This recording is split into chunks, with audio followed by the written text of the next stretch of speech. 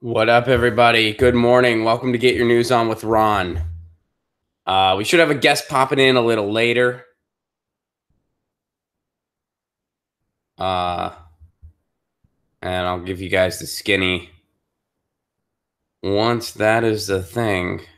I'll wait and let people. I almost did a stream last night, but I was just too angry. I was just too angry. Joseph, California primaries went better than expected. I don't know what your expectations were. I wish I agreed with that. I wish I agreed with that. I don't know how, Joe. I mean, maybe you can give me a little bit of optimism and explain how. I thought they went terribly. I was, wow. Like I said, I was considering, oh, wow. We're already at 30. Welcome to Get Your News On with Ron. How are we? So, the artist Anomaly is supposed to join us today. He's having some issues with his Google Hangout, but he's going to jump in and once he's ready. So until then, let's let's chat it up and let's talk about what's going on. So I was very disappointed, to say the very least. And oh, you're here. Yeah. What's up, man? We're already live. Can you hear me?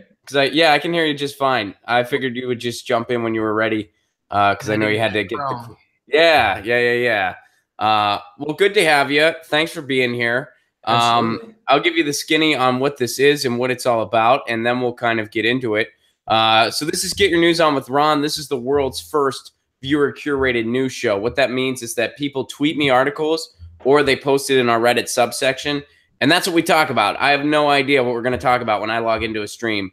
People tell me what we're going to talk about. We've been talking about the election results a little bit because I live in California, so yesterday was my primary. And where are you based out of?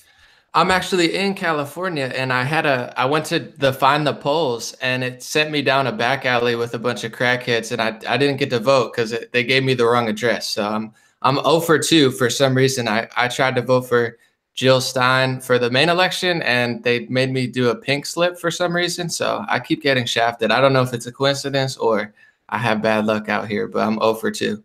Okay, well, let me introduce. So this is Anomaly, and you're a hip hop artist. Yes, and you also do a lot of commentary. I'm not super familiar with your work, admittedly, but some people thought that we should chat because I guess apparently we're on opposite ends of the fence, but we have some things in common, and we both kind of have some cultural things in common as well. You are an actual musician. I am not. I play some music for fun. I do a fun little theme song for this show. I haven't been doing it as much recently because I've been dealing with some sinus things. And again, I'm not a great musician to begin with. It's all fun. So I've been a little not as active with it. But you are a real musician. But we have those kind of cultural interests in common as well. So why don't you give me a little bit of a skinny on what you're all about? absolutely. So I've been a hip hop artist for 6, 7, 8 years now, and I got these Bernie Sanders sandals right here. The Bernie sandals with his face with the gold grill on it. I made a song called the Bernie Sanders Trap Anthem because I supported Bernie during the primaries, and I thought he was a wrench in the system and really was going to shake things up. So, I come from that background. I've always been left-leaning activist into, prison reform and stuff like that. And then I saw what happened to Bernie. I started paying attention to the media. That's when I got into news analysis. And since then, I think I'm at like 250 million views between YouTube and Facebook. And I started like that. And I realized that the media was doing the same thing they did to Bernie that they were doing to Trump. And I didn't even vote for Trump. I voted for Jill Stein. And I had very, very low expectations. But I feel like the bar was totally raised. And I guess people would say I'm a Trump supporter now. I feel like it has very negative stigma on it, but I see the positives in him. I'm a very optimistic person, and I'm very impressed with what he's doing. So, I get misinterpreted by all sides because I'm not a conservative, but a lot of conservatives like me. So, I get it from both sides, and I get very misunderstood. But that's kind of my background and why I got into it, just to try to get the truth out there a little more, and a little more optimism as opposed to like fear-based, everyone's going to die if we don't get our way sort of journalism. Well, when you say you're happy with what Trump is doing, what do you mean specifically? I'm just impressed. I think he's the first politician who actually follows on what he was actually saying, as opposed to just kind of making a bunch of grandiose claims and doing the opposite behind closed doors. I don't think he's owned by lobbyists and corporations. Like, if I was to take a meeting with Trump, I think I could actually accomplish things rather than say Obama or Bush. They have a whole agenda. Trump's such a loose, wrecking ball to the system, where I think he's in desperate need of support, especially in the hip hop community and, maybe from the liberal side. So I think he's got Kanye. He's got Kanye. Kim Kardashian just recently, he pardoned, the woman that she wanted him to pardon within a week. Obama passed on it 3 times. One meeting, Trump's like, yeah, whatever. Yeah, sure, I'll pardon her. So it's like, I think he's a little underrated, even on the progressive side. I think he's breaking up the intelligence communities and exposing something we really would have never known. Well, I think we knew it, but a lot of the, regular people who don't really pay attention didn't know how severe it was. As someone like Glenn Greenwald would say, they kind of have a permanent power faction in Washington. He's exposing that, exposing the media. I think overall it's going to have a very positive impact on America and society. Well, I mean, here's the thing, though. I would argue when it comes to specific policies, that's not necessarily the case. And I understand where you're coming from, because I think that if you and I sat down and talked about the problems, we'd see eye to eye on a lot of stuff. Absolutely. And there's a lot of people, I'm a regular on the Jimmy Dore show. We have that portion of our audience that would agree with you 100%. They see the corruption in the system. They see the corruption of both parties. And their solution to that is a Trump. They think Trump is some rogue that's kind of going to break the system. Well, I understand how some people came to that conclusion. I completely disagree with that conclusion. And honestly, that's nothing new. People said the same thing when we had Reagan. They thought Reagan was going to be some rogue that was just going to burn the system down. That's why you had punk bands like Fear supporting Reagan. That ended up not being the case. Reagan was just an actor, but he was just kind of business as usual. I think Trump's the same thing here. I mean, he campaigned on non-interventionism. He hasn't followed through on that. I mean, he hasn't followed through on that as far as he's intervened in Syria. He campaigned as some outsider. All of his appointments say otherwise. I mean, it's the same kind of Washington insider nonsense we've always been used to with all of his appointments. He hasn't really delivered on any of his promises to working class people or to anyone who isn't the 1%. I mean, his tax bill is pretty much just a handout to the 1%. All of his policies, and please, like, jump in if you can point me to something, because totally the way I see it, all of his policies, every single one, are just Republican policies. They're just Republican policies. The difference between Trump and other Republicans is he doesn't have any subtlety. So is he unmasking some things in our society? Absolutely. So is Bernie Sanders. Bernie Sanders is doing it through policy and through fighting the machine. I think Trump is kind of doing it accidentally. I think in many ways he's just sort of a megalomaniac that just wants something fun on his resume. And he's unintentionally, you brought up the intelligence communities, and I'm with you on that. The intelligence communities don't like him. I would argue they don't like him because they're worried he's not going to continue the war machine as usual. The intelligence communities, they think in the economy of war, something that, and I'm assuming you're a peacenik guy. I'm a peacenik guy. I think that's something else we do have in common. Something you and I can't even fathom. These people see war as an economic opportunity. So they don't like Trump because they're worried he's going to say something knee-jerk and stupid that's going to hurt their cause. That's the only reason they don't like him. I have to agree. First off, I want to say I know you're on the Jimmy Dore show, and I support it, and I think you guys do important work and really do, next level stuff that a lot of progressives and left-leaning people aren't doing. So I appreciate that. And I think you're totally right. I think that's exactly why the intelligence communities don't like him. And even at this point, this is the optimist in me. He overturned their secret $1 billion program in Syria. This was like a year and a half ago to fund the rebels. So although he has not been completely anti-interventionist, he hasn't left. And there are some things that even I was upset with. Tucker Carlson was upset with. A lot of people, new age people, were not happy with.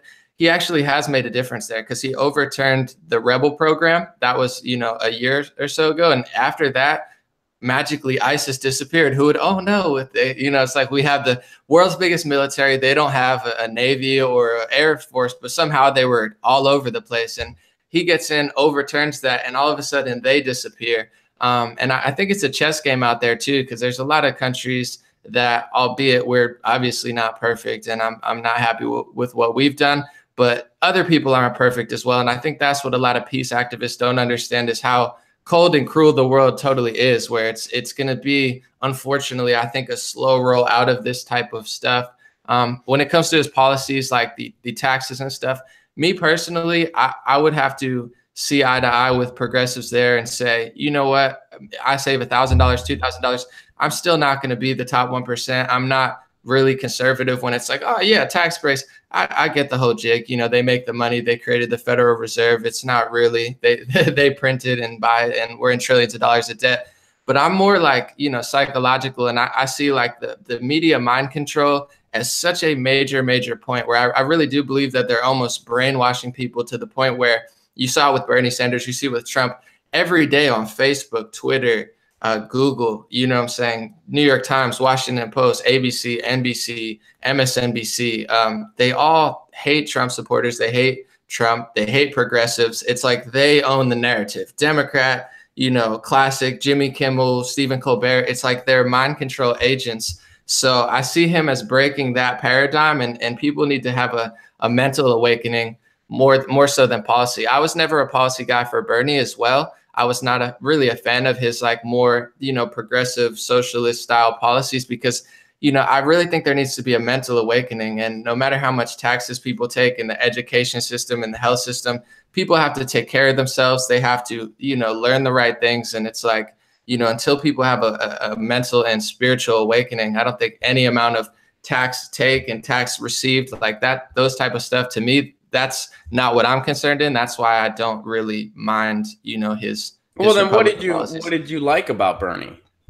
I like that he was breaking the establishment, that he was different, a wrench in the system, and kind of the same thing. Like I really liked how following him, although he wasn't so vocal about it as Trump, he was exposing how fake the media really was. A few mega corporations, and we really, between Bernie and Trump, and that I love Bernie for, and I'll give him credit, is he exposed that like people didn't realize. Even say my mom, she, until Trump said the media was fake, she didn't believe it. I told her, 15 years ago, the media was lying, until Trump said it. Oh, the media is lying. So he woke up that crowd. Bernie woke up the progressive crowd as to how fake the media really is. Like every single day, Facebook is rigged. Twitter is rigged. They rigged the superdelegate count. Every aspect of almost everything, they're forcing this fake narrative. Like it's almost like total mind control. So that was my favorite aspect of Bernie, was he was exposing how crazy that really was. Like they really did not want this guy to win, Bernie Sanders.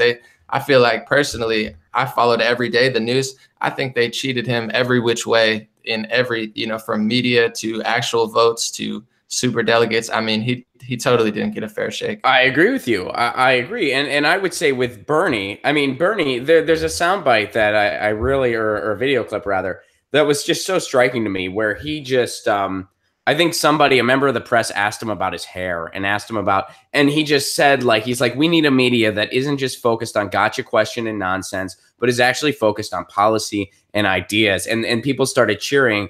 And I just watched that and I'm like, we're supposed to live in a country where the media holds politicians accountable. Here's a situation where it's the other way around, and justifiably so. So Absolutely. I mean, I think when it comes to media, you and I are on the same page. We live in a world of access journalism. We live in a world of hyperbole and sensationalism.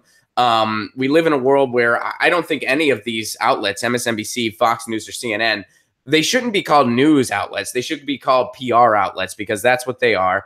All of their advertising, these are just people buying favorable coverage. The oil and gas companies, they don't need to get the word out. People know that you need to put gasoline in your car so that it goes vroom. They don't need to get the word out. They're doing it so they can get favorable coverage. Same with the military. You think a general person watching cable news is going, man, I was gonna buy a bomb tomorrow. That's an impulse buy. They're not selling products. They're buying favorable coverage. We have an adamantly pro-war media because of who owns them.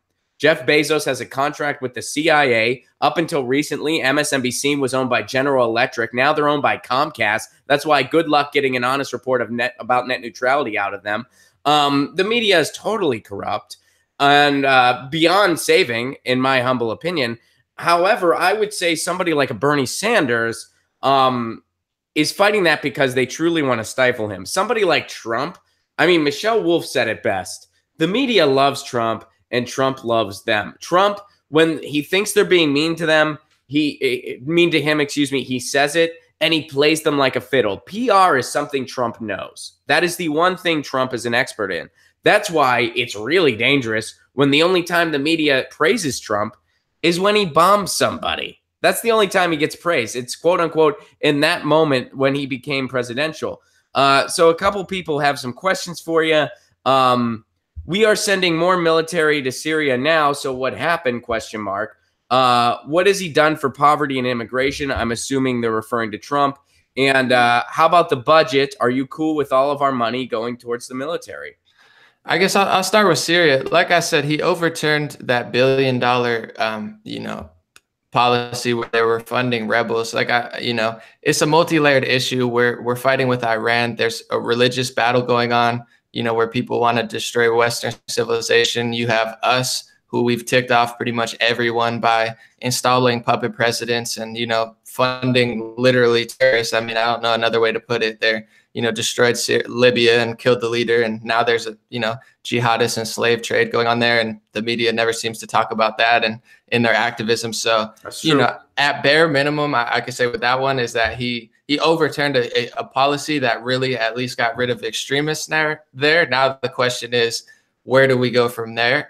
So, like I said, I'm kind of in the Tucker Carlson zone of I was very questioning of Trump, and I still am. I want to see the whole picture, even with Iran and Israel and Palestine. I'm still kind of taking it all in because there's so many perspectives out there as to what's really going on. And I know what the media doesn't talk about is there is like a religious war going on that's even deeper than politics, where, you have Christians and Muslims and Jews. They've been fighting for thousands of years. When it comes to poverty and immigration, I'm part Puerto Rican. I'm not highly Puerto Rican. I'm a quarter, and I have my stepfather's 100% Mexican. I have 2 Mexican siblings that came over here, when they were younger. We get it. You're handsome. Okay. No. I'm just saying because people are, I don't know. I'm just like, I grew up around like a bunch of Mexicans. George Bush actually deported my neighbors. So, wow. Okay. But literally, I just say that because people will be like, oh my God, you can't talk about that. And I don't, it's sad that I even have to say that because that shows how like pseudo racist, anti-racist people are of like, oh, you have to be a certain race to talk about certain things. I think the social justice warriors have kind of destroyed activism in that sense. But with immigration, I mean, I really think people are being naive on the left, on the progressive and the liberal left. And I come from that background, but I'm all for immigration. I even show love to illegal immigrants. I'm not a politician. I'm not a border security agent. That's not my job. My job is to show love to my neighbors. But I think people are being very naive when you look at the numbers and you look at how dangerous certain areas of Mexico are getting. Tijuana and other places on the border, it's not like 10 years ago. I mean, well, what numbers are you referring to? Well, it's just not as safe as it used to be. And I'm saying the amount of illegal immigration, and if you look at the charts of, who the #1 immigrants are in each state, it's becoming Mexico. So it's the same thing with the travel ban. I was for a temporary ban because you have, our government for the last 5 or 6 years have been funding terrorists and rebels in these areas where I have friends in Syria that say, dude, we don't even own our passport agencies. Like we don't, before Trump got into office and whatever happened, Damascus, the biggest city, was taken over by ISIS. So when you're taking a lot of these refugees, you see it in Germany and Sweden and, even the UK, they have more crime than, New York City and London, and they can't figure it out. It's because it's not the knives.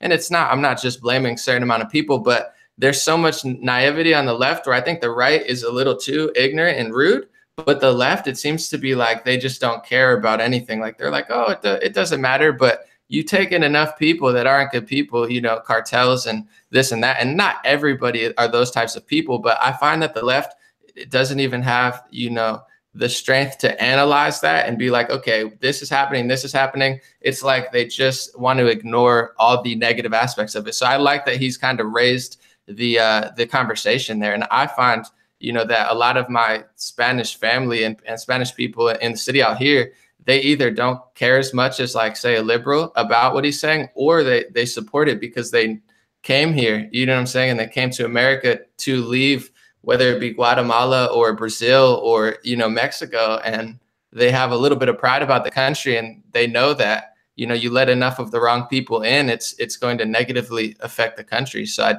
I don't mind what he's doing. I mean, the way he speaks could definitely be a little more eloquent and kind.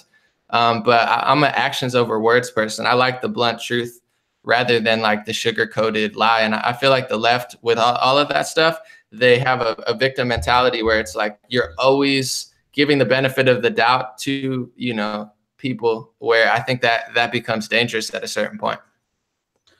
Well, I think the question also becomes, is this a good use of resources? Is it a good use of resources to have our ICE agents kicking over water that activists set out for anybody that may be coming over? Is it a good use of resources to build this wall? We don't even know exactly how much it's going to cost. We've done economic analysis before, because, I mean, the wall is nothing new. Trump didn't think of this himself. In fact, there's footage of Hillary Clinton showing support for something like a border wall. So this is nothing new. The economic analysis that have been done have said, like, this would be a disastrous idea. It would be a total waste of resources. And, you know, it really depends on what statistics you look at. But there's a lot of stats out there that show we're almost at a zero rate at this point. So, I mean, I think it's a matter of, you know, and I'm not here to try to overgeneralize everybody that may be coming over the border. I don't have the capacity to do that. I don't really know who does. But I think it's like, this is sort of in many ways a straw man that is kind of pulling at the heartstrings of people that are desperate and giving them a scapegoat. I would argue that that's kind of what Trump did. And not just Trump, that's what the right does. This isn't unique to Trump. Like you said, he's just more blunt about it. That's the only difference.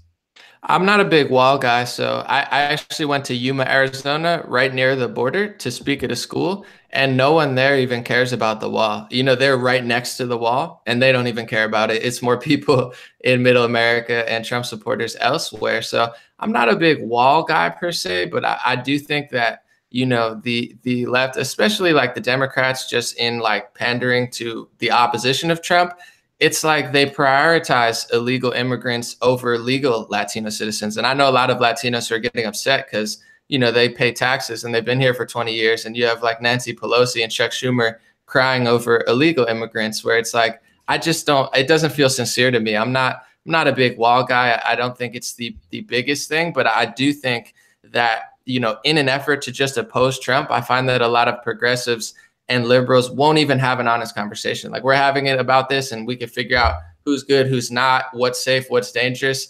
I just find that, you know, there are criminals, there are bad people. And when you're too lenient, it's bad. When you're too harsh, it's bad. We need a middle ground. But I do find that the left, especially like the media, it's like they just do the opposite of Trump. If he says he likes water, they don't like water. If he says, then, you know, they'll defend anybody. That's the media, though. That's not just the left. I mean, you're talking now about just sort of the tribal mentality that is kind of meant to divide people. You know, I mean, I always love to say the number one personality right now on cable news is Rachel Maddow. Who's the president? Donald Trump. What does Rachel Maddow do? She just opposes Trump. Who was the number one personality when Obama was president? Sean Hannity. What did Sean Hannity do?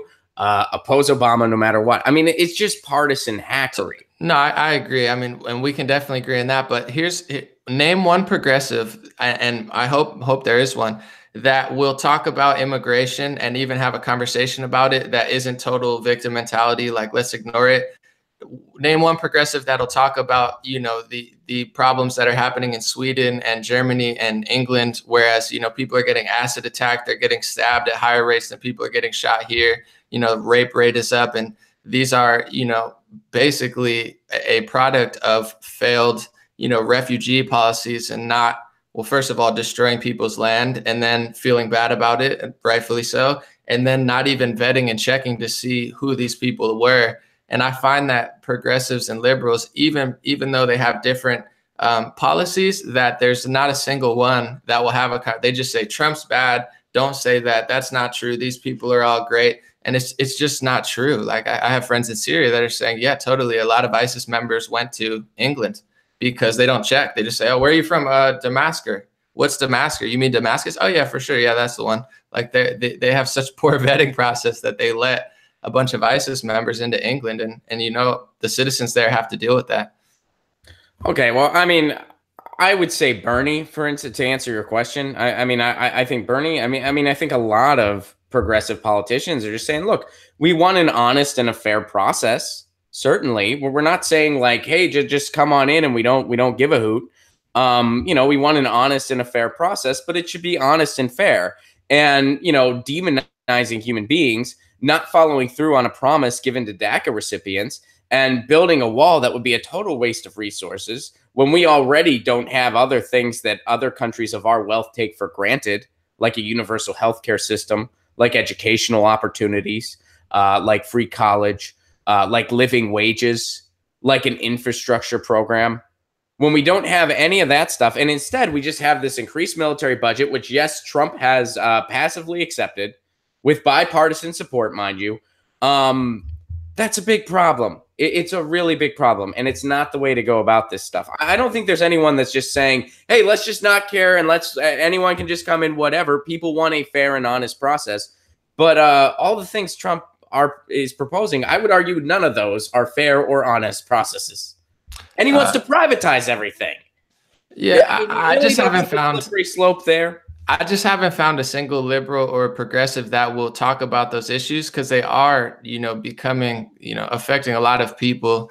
As for like the money for the wall, I don't get too into that, even like, healthcare and stuff, because I feel like we have the money to do whatever we want. I feel like we're trillions of dollars for bombs. We use it for bombs. I agree. It's an alarming rate that we're going at, and it's just like everything that we've known for a long time happening. I mean, we have it, you could add a zero, or it's all just numbers on a computer, the money. We're in trillions of dollars of debt. You look at the debt clock, it's just constantly rolling. I mean, that's why people are like, oh, the wall's going to cost that money. I'm like, we could make that money in a second. They just, like you said, they dropped a bomb and spent that money.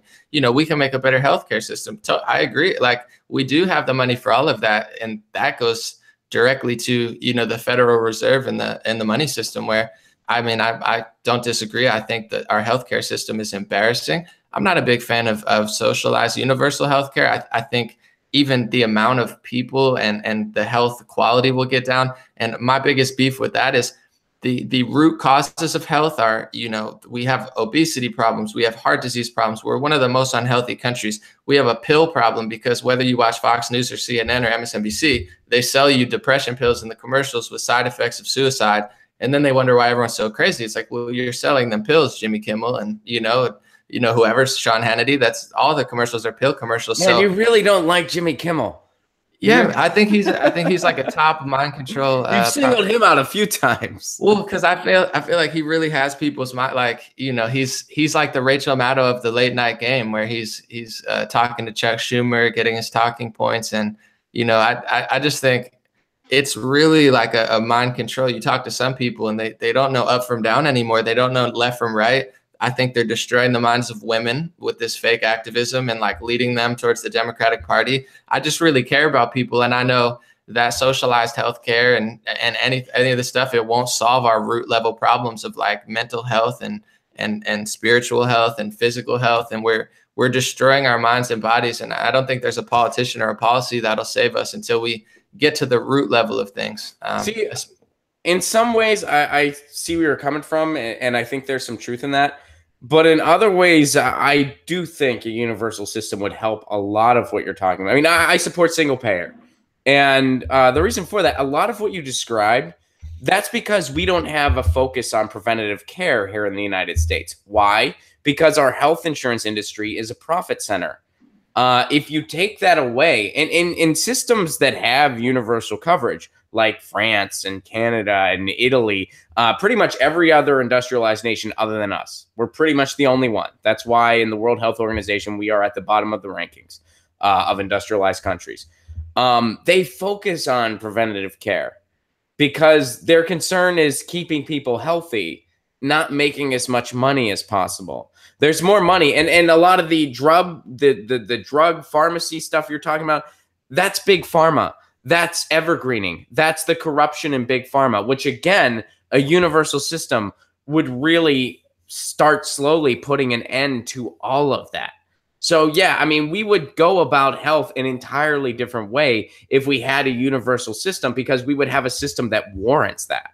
But So it would also be a single government regulated system. So in theory, yeah, it's a utopia where everyone's healthy, but in actuality, it could turn into a total destruction of the free market. And, you have longer lines, you have no motivation for doctors, because now instead of, being free to, open a practice, or they're like government regulated, you are like, they're basically, a slave to the government. That's your job. You have to do it. We're forcing you to do it. Of course, there's going to be longer lines, though. Of course, there's going to be, I mean, you're giving millions of people access to everyone's, stuff, which is, even now, it's already a disaster. I hate healthcare now. I hate everything about it. I think it's a total scam in the United States, every which way. It is. It is. It's a ridiculous Of course scam. it is. I'm just very, very, very slow to ever give complete control of anything to the federal government and just assume that they're going to do all the things that we want them to do. The government does the bookkeeping. The government does the bookkeeping. See, here's the thing. Like, you're quoting a Paul Ryan now, pretty much. The government does the bookkeeping, and a lot of those concerns that you're bringing, that's just like a for instance, because we have more resources than a lot of other countries do. We have enough medical resources in this country that we should have the best healthcare system by far as the amount of doctors we have, the amount of facilities we have. Now, there's some areas in the country where that isn't the case, but as a whole, and if we had a more single-payer universal system that was really just catered towards the needs of the people, I think a lot of those problems that you're talking about, they would not exist. But these are kind of the fear tactics that the right uses to prevent this type of a system. And when I say the right, I'm including the Democrats, because they all get big checks from big pharma. But I'm just asking you a question. Do you think there's a possibility, just even a shred of possibility, that a single payer healthcare could completely backfire totally, and it wouldn't change the pharmacy industry? It wouldn't change, because you're taking the health system, which is already totally swallowed up by big pharma. It needs to be absolutely destroyed. And I pray that Trump does that. He's talked a big talk. I hope he walks it and goes at the pharmacy industry. He did a speech a few weeks ago, but you're taking this, which is already basically owned and controlled, but then you're singularizing it and then putting it in the hands of the US government. Do you think that could backfire? If it's implemented wrong, certainly anything could backfire. But, if do you trust the U.S. government to implement it right? I'd rather have that than the private industry we have now. Abso-freaking-lutely. And you know what models we have to look at to do it right? Pretty much all of them. Pretty much every industrialized nation. Every industrialized nation that's gotten it right. Do they have some gold token that we don't? Absolutely not. The government would just do the bookkeeping. It's a better system. Will it be perfect? Of course not. No system is perfect. France isn't perfect. They're a hell of a lot better than us, though. Same with Italy. Same with England. Same with Canada. And there's all kinds of different models within this that we could kind of look to. If people want to have some private industry involved, there's options like that over in England. There's the basic system, so nobody gets left out in the cold, that everybody is bought into. But if you have the means to have a little more luxury, a better waiting room or stuff like that, you can pay it. If we wanted to look into stuff like that in the United States, I suppose we could. I mean, there's many different bills out there. I mean, Bernie Sanders wrote a Medicare for All bill, which, by the way, Medicare has been pretty successful, pretty effective. If we just extended that to all, we could have an efficient universal healthcare system. And you know who suggested Medicare for All too, in addition to Bernie Sanders? Donald Trump. At one point, he said, why don't we just give Medicare to everybody? And then real quick, the people that had his ear said, oh, no, we can't do that. Your donors wouldn't like that. Just like when it comes to the war budget, he has done nothing, because who has his ear?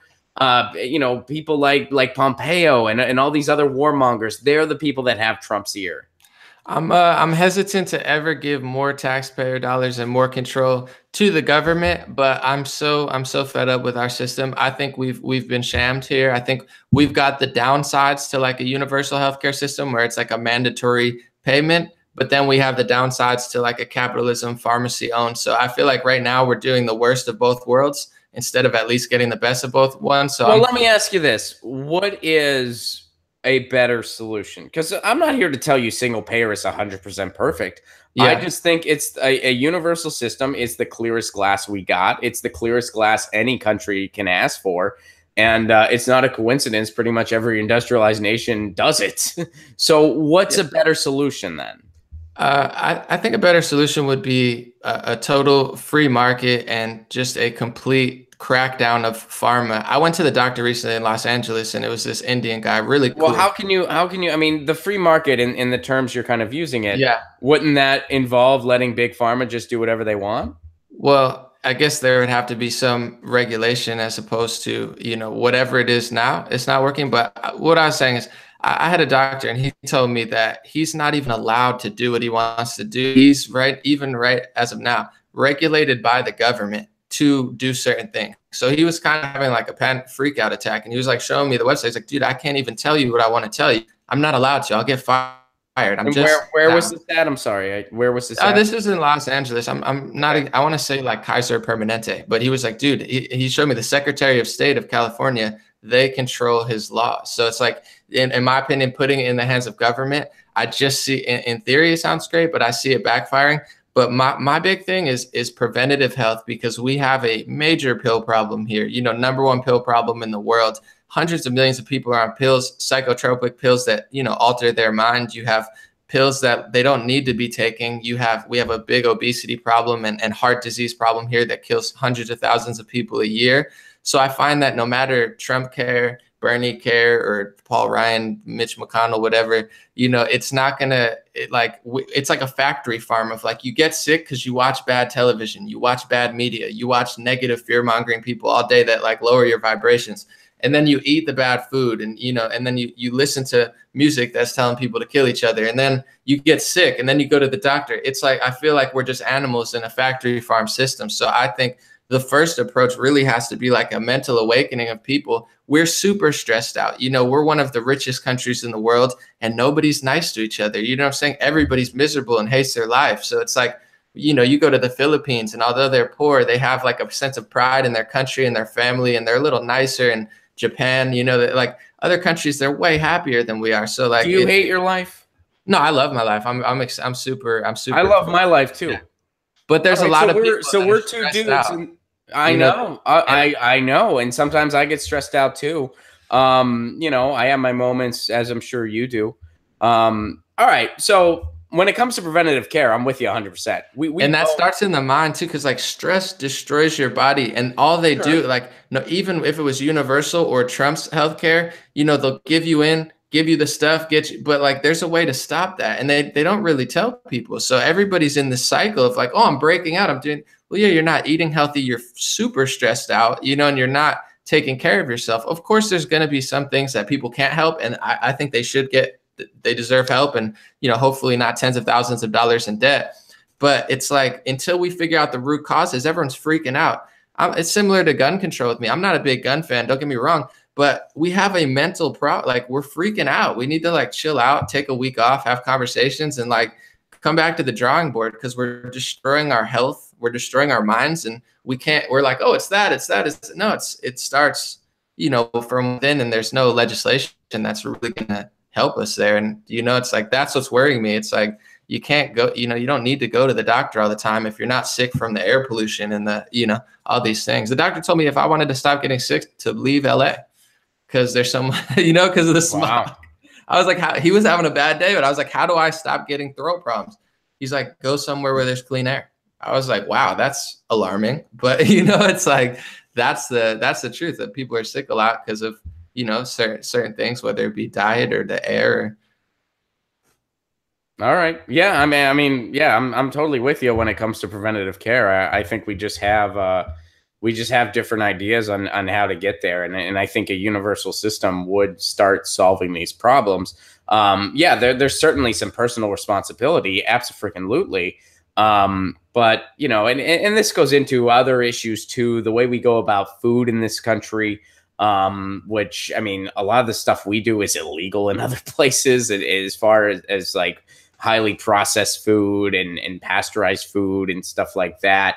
And Monsanto Yeah. or Bayer just bought out Monsanto for $66 billion. So you have Yep. the two probably worst companies in modern history that have like made Agent Orange, made nuclear weapons, gave people pills with HIV in it. They own the food industry now. So it's like, why is your solution kind of going to the right? And I mean, I'm just asking yeah, honestly. Like I feel like is Trump going to be? And I don't want this to all just be like a conversation on Trump. I want to get into like the election and stuff like that. yeah. Recent, but you know, to kind of just put a period on this. So is Trump your guy in 2020 then? I think he's got to be, because he's really impressive. Why? Like I'm even now, I'm a phone call away from Trump. Like I have people that I've helped gain a platform that have had meetings with Trump, and he actually listens. You know, he'll actually do what you want to say. Like there's a lot of people like Jimmy Dore and yourself. Like I'm a fan of the show. I watch it. It's one of the only progressive shows I actually like. Most of them annoy me. Kyle Kalinske I think's funny sometimes too, but I appreciate the analysis and I think it's very fair and real. But it's like, if people took that energy of hating Trump into appreciating the good things about him, you might actually make some leeway. Like I could get on the phone and be like, you know, almost get in touch with him. I don't have his number, but I'm really that close. Like, you know, where it's like, and he'll actually listen. Like he's really like, he's a product of like a angry billionaire who's always been mad. Like his agenda is not my agenda. His agenda is certainly not your agenda, but he's like a guy who like watches YouTube videos, watches Alex Jones. Like he knows all this. That might be the worst endorsement ever. This is the guy. He's my guy in 2020. He's certainly not my agenda. He's not your agenda, but he watches YouTube videos. Love goes further. You just you just said that. Well, he's not a politician. He's a guy who, if you go to him with a solution, he's gonna listen. I'm telling you, like you can get a lot further. He doesn't have a set agenda.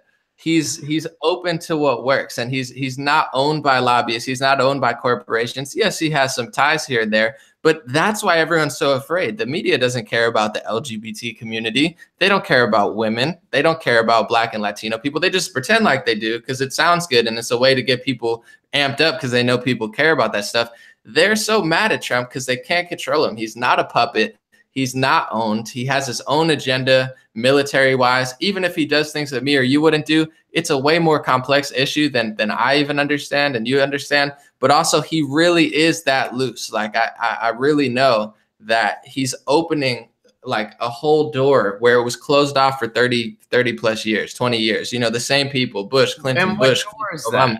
Huh? But he's doing the same things that they're doing. He's not doing the same. He's doing so much different stuff. Surrounding himself by the same people. He's just not doing progressive policy. So progressives are upset because they want single payer. They want these. What policy? He's doing Republican policies, just like any other Republican. I think he's doing a lot of common sense things, like a lot of things that are not. Just like analyzing the situations and being like, look, this is messed up. Like this needs to be fixed. This is dumb. Like, you know, and he'll be like, yo, this is like, that's what all politicians say. Things. Yeah, but he actually does it. Otherwise they wouldn't run for office. He actually does it though. He'll actually sit there and be like, okay, like that's going to be shifting. They're like, no, you can't do that. Like the $1 billion policy in Syria.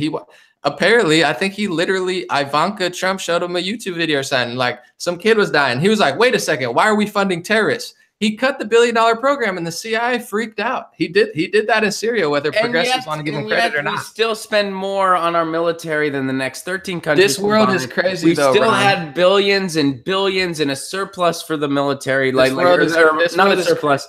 Bonus. I misspoke. Bonus, not surplus. There's 100 million people who don't even want, Western civilization to be alive. And I'm not talking about a whole religion, but I'm talking about a large portion of religion. You have countries like Iran. Would you say Trump has done anything to actually curb our military economy?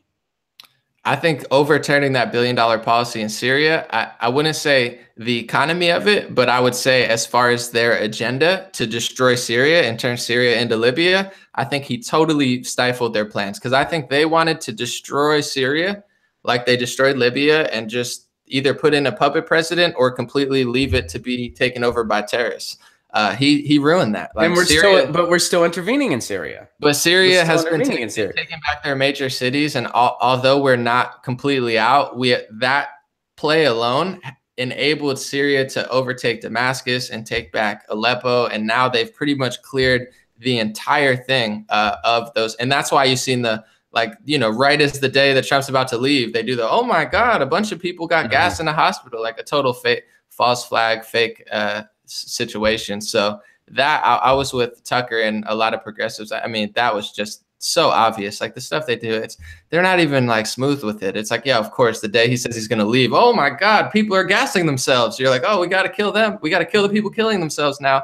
But I do think that he's playing it close because Iran is in there as well. And I know we've done a lot of bad stuff, but like Iran wants to destroy Israel. Like they've just straight out said it. They want to remove Israel from the face of the earth. That's our ally. I do not think Israel's perfect, but I do think that progressives and liberals, like, it's not just protesters in Palestine. Yes, there's some protesters. I don't advocate for violence, obviously, but there's people in Palestine that want to destroy Israel. Let's not beat around the bush. Iran wants to completely destroy that. They want to destroy Western civilization. They want to destroy America. Like that's a goal of a lot of people. It's a goal of some leaders. It's a goal of, tens of millions. All right. So but it's a lot harder to be honest about it as a peace activist and be like, you know what? I want peace, but it's similar to, having security and having, and I don't agree with what we've done over the past 10 years. We've made the problem worse, but now we're at a certain point. It's like, we can't just leave and we can't just lower everything because everybody wants to kill us. All right. So I think basically the short answer is, yeah, the war economy is being continued. So the agenda has shifted, but I mean, as far as the sheer amount of money going into it, it's not changed. And I'll take, to me, that's progress. I'm a progressive, you got to start somewhere. All right. So, we got some comments here. We got to keep moving. Chris Walker, thank you for defending Medicare for all, Ron. Having a government system that supports rehab over prison would solve many issues in our society. Thank you, Chris, for the contribution. All right. Ruben wants to know, Anomaly, what do you think about Puerto Rico? It's interesting because I did a report a week ago and finally the mainstream media caught up. They put out that 4,650 people died. And that was a total fake news report. It's an estimation, but what they did is they went to 3,200 houses and it was Harvard. And keep in mind, Harvard just gave Hillary Clinton a Transformative Society Award, like she did something special. And they did a segregated prom. I mean, they self-segregated themselves. So they're clearly politically charged.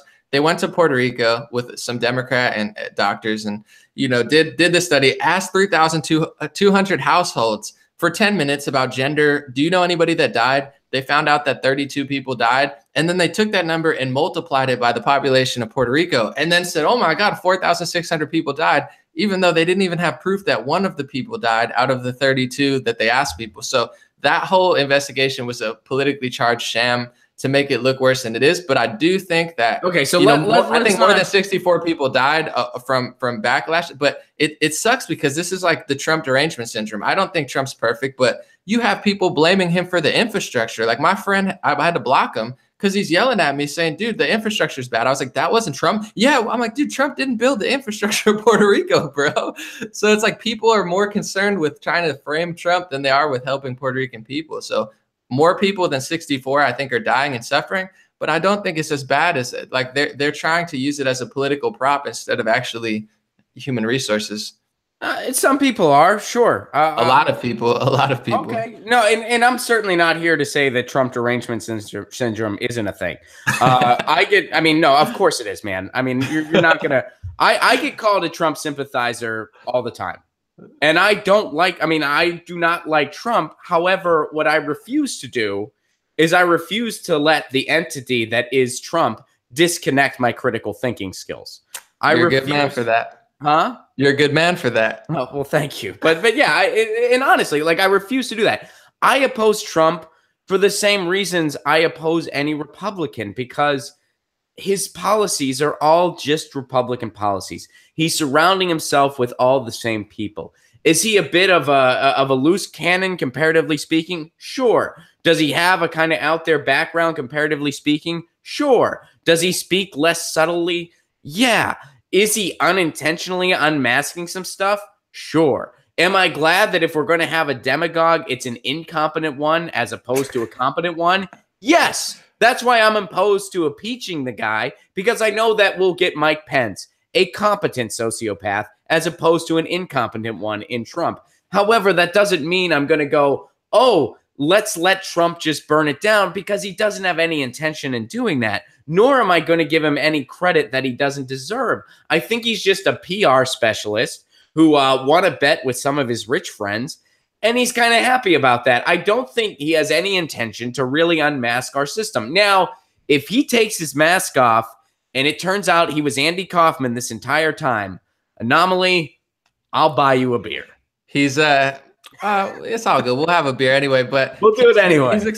He's exposing the. I love Andy Kaufman too, but he really is. I mean, when it's all said and done, I mean, Trump, I think he's going to be the best president in modern history. I think what he's doing as far as exposing the intelligence communities and putting us back in a position to actually have a free government with the help of, Bernie Sanders, where he's calling out lobbyists, he's calling out media. You had Trump put on a ban of lobbyists, a permanent foreign ban of foreign lobbyists, a temporary local ban.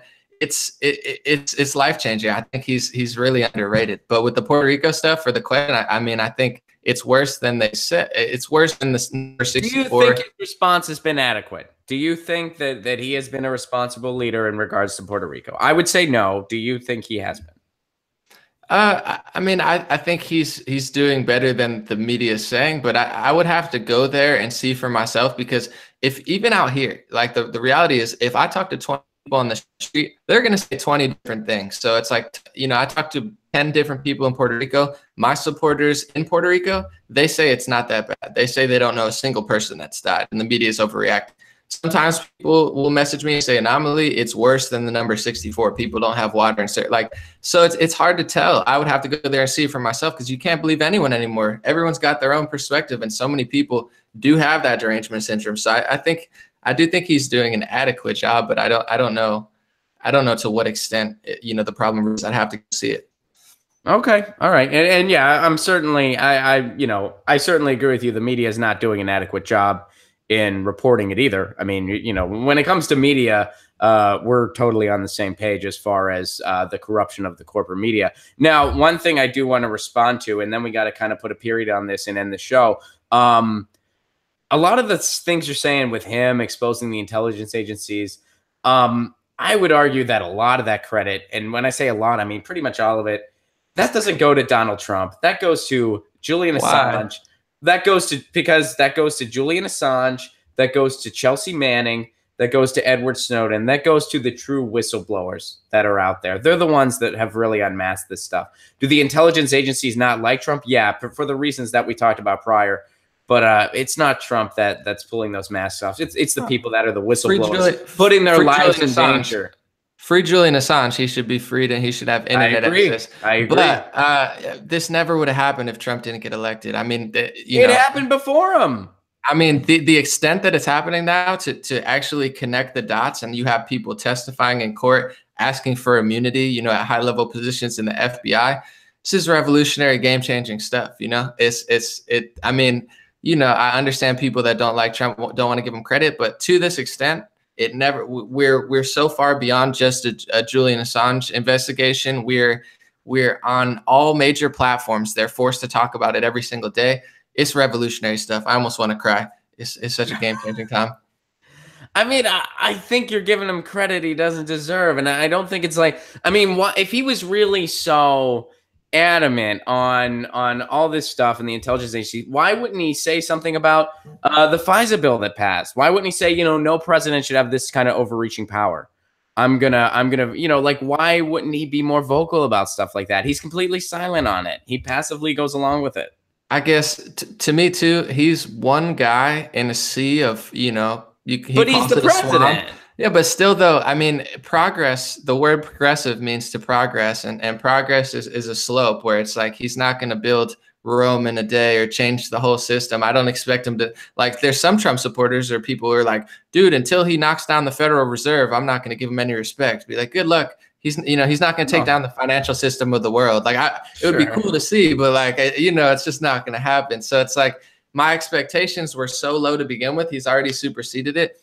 I can't expect him to do everything. Like, it's got to be a slope. Like, there's certain people. I mean, you talked about Ronald Reagan not being the revolutionary that they thought he was going to be. Ronald Reagan also got shot. You know what I'm saying? Like, Trump is there's a lot to JFK, MLK, Malcolm X. A lot of people who tried to go too hard ended up getting shot. So it's like that's not an excuse, because people use that for Bernie too. They're like, Bernie doesn't want to get killed. That's why he backed up. But Trump's doing a lot. Like, I All right. can't. So if there was a true progressive option in 2020, whether it be Bernie or somebody else, would you support that person, or are you all in for Trump? I don't make my decision till the very last second, because I want to take everything into consideration. Even with Bernie and Hillary and Trump, like I didn't vote for Trump at the time. I didn't feel any connection there. But I can't make my decision till the last day. But progressives, the thing that I would really like to see, because to be honest, I feel that a lot of progressive policies, I just don't think they'd work as well in reality as progressives do. But what would impress me from the progressive side is what you and Jimmy Dore do on a level that's way higher. The reason you have so many Trump supporters and libertarians supporting you is because you guys are very, very honest. I find that a lot of progressives, they go policy over reality sometimes, and you have to, you have to really keep it real with people. So I think progressives, I know that they care about social justice and a lot of things that conservatives don't care about, but the authenticity really shines with you and Jimmy. I'll be honest, I think you guys are one of the most authentic, and I would love to see that in progressives, because Bernie, he seemed really authentic to me, and I just don't look at him the same way, especially when Trump calls out the media and then Bernie says, oh, how could he attack the media? I'm like, bro, Bernie, that's the same media that cheated you out. Like, now you think they're great. So authenticity, like above policy for me, because if I can't trust you and I think you're pandering, I don't want to give you more of my taxes and give the federal government more money, because in order for progressive policies to work, we need to drain the whole swamp, and we need to get all these people out of there with authentic people. Well, I don't disagree with that. I just don't think Trump's the way to do it. I don't think a corporate Democrat's the way to do it either. I think we need to recognize the game is rigged. But in doing so, recognizing the game is rigged doesn't mean you go along with, the team that's rigging it hardest, Well, progressives too, I think it's easy to talk about somebody, you know what I'm saying? It's easy to point out the problems to other people, but self-accountability and self-responsibility is key. So it's like, I feel like a lot of progressives, and not you guys, but like, identify the problem, especially the politicians, but I don't trust them. They're all pandering. They're all victim mentality. And there's not a lot of like, they're afraid. I feel like because if you're on the progressive side and you say certain things that are real, people will jump down your throats like they do to you. And it's the same with conservative. I get yelled at all the time. The second I say, who cares if Colin Kaepernick kneels, everyone's mad at me. Or I said Michelle Wolf was funny, and that's fine. And they were, oh my God, that was so mean. No, it wasn't. I was funny. Like, it's a joke. People are super tribal right now. That's just the reality. People are very, very tribal. So when there's somebody like me or you who, we're kind of outside the box, and even though we're certainly on different sides of the fence on certain issues, we still, we're not hyper tribal. I'm not somebody who is, hey, the Democrats can do no wrong, the Republicans are just the problem, and man, Trump's bad. I'm totally not that guy. I'm not even close to that guy. Nor are you somebody who's just like, oh, Trump is flawless and the Republicans are great, and oh, the Dems. I mean, we're not partisan. We're not partisan bickery, and I think a lot of people still don't know what to make with something like that, regardless of what point of view it's kind of rooted in.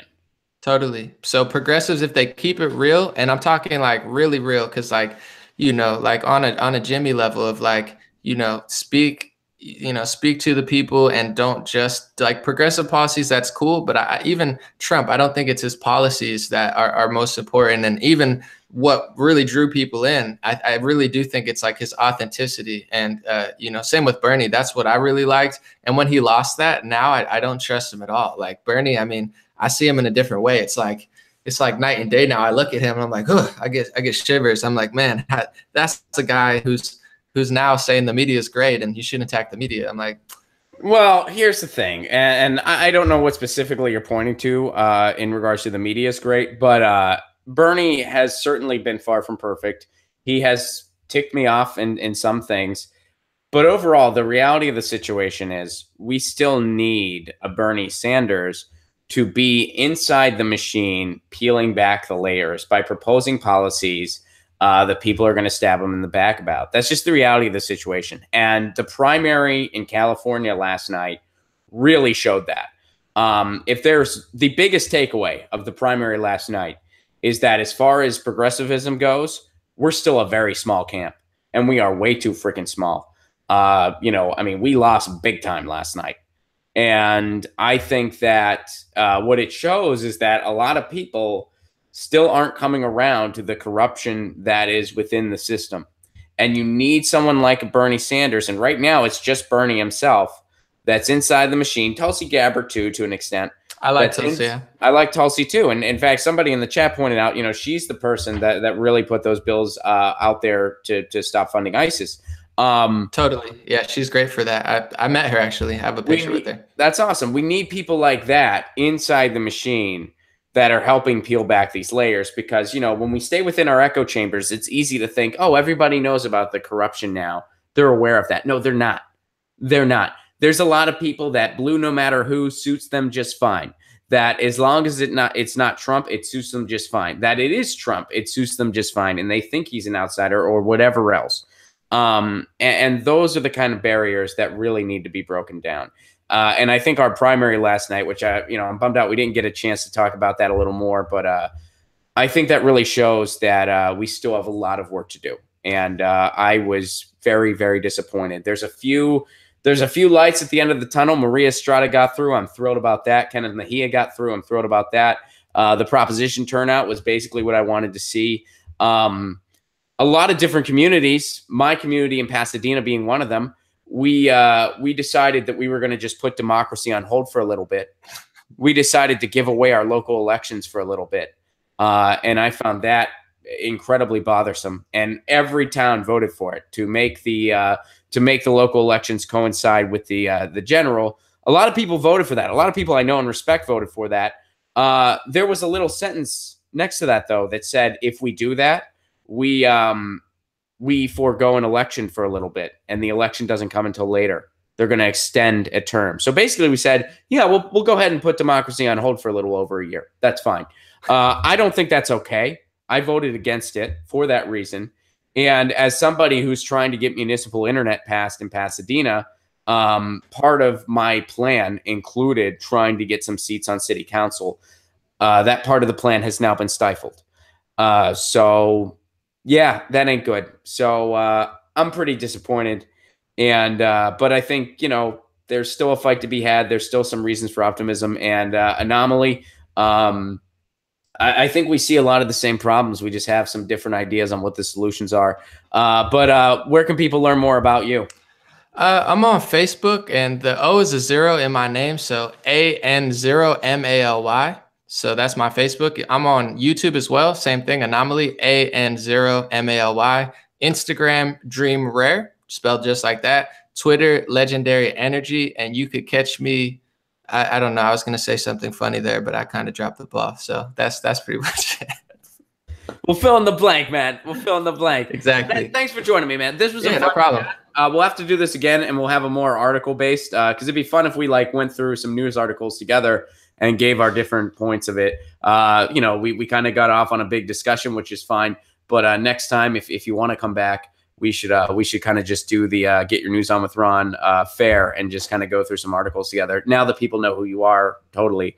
So yeah, man, thanks for coming. It was nice talking with you. Absolutely. Guys, Yeah, you know the drill with me, ronplacone.com. Just announced another date, Pittsburgh, Pennsylvania. I'll be coming at you Black Friday, November 23rd. Come on out to the show. That's going to be fun. Also, June 20th through 24th, me and Graham Elwood are going to the Southeast. Nashville, Huntsville, Asheville, Louisville, Atlanta. ronplacone.com for tickets to all those shows. And hey, if you want to go to that show for free, become a patron. Patreon.com/ronplacone. For a give what you can level, you get all kinds of exclusive content. You get free tickets to my shows. And Lucy and I had a nice dialogue last night where she kind of comforted me a little bit about the election results. Lucy comforted me to read that dialogue. Sign up for the Patreon. Pay what you can level. How can you not? I love you all very much. Thanks for being part of this. This has been Get Your News On with Ron, the world's first viewer curated streaming news show. We will be back tomorrow at 10 a.m. Pacific Standard Time. Stay safe in this crazy world of ours. Anomaly, thank you again. blessings, big blessings. Peace out, everybody.